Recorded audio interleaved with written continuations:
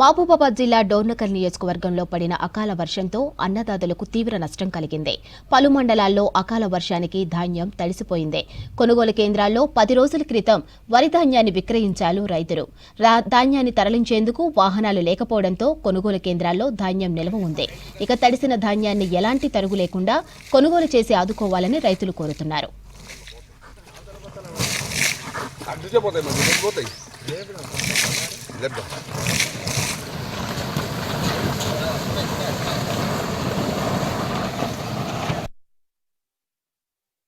ఇక్కడ డోర్నకల్ దగ్గర ఐకేపీ సెంటర్లో వదిలేసాము మేము.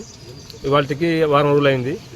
మ్యాచర్ వచ్చినా కూడా కాటలు వేయట్లేదు, లారీలు కొట్టాలని చెప్పేసి అంటున్నారు. మాకు పెట్రోల్ కూడా ఇవ్వలేదు.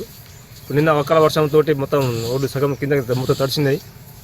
ఇప్పుడు కూడా అధికారులు స్పందించి దీన్ని వెంటనే కాటాలు పెట్టించి లారీ పంపించగలరని మా రైతు తరఫున కోరుతున్నాను. అయిన బస్తాలు కూడా దగ్గర రెండు మూడు వేల దాకా ఉన్నది. అవి కూడా లారీ లేదని చెప్పేసి ఆపుతున్నారు. వాళ్ళ హమాలీలు కూడా కాటలు తొందరగా వేయకుండా వాళ్ళు హమాలు ఎక్కువ మనుషులను పంపించి కాటలు వేయగలరని అధికారులను మనీ చేస్తున్నాం. ఈ పరిస్థితి చూస్తే ఇంకా 2-3 రోజుల దాకా వర్షాలు వచ్చే కురిసే అవకాశం ఉందని చెప్తున్నారు వాతావరణ శాఖ. అందుకని అధికారులు స్పందించి ఈ ఎమ్మటే పట్టాలు పంపించి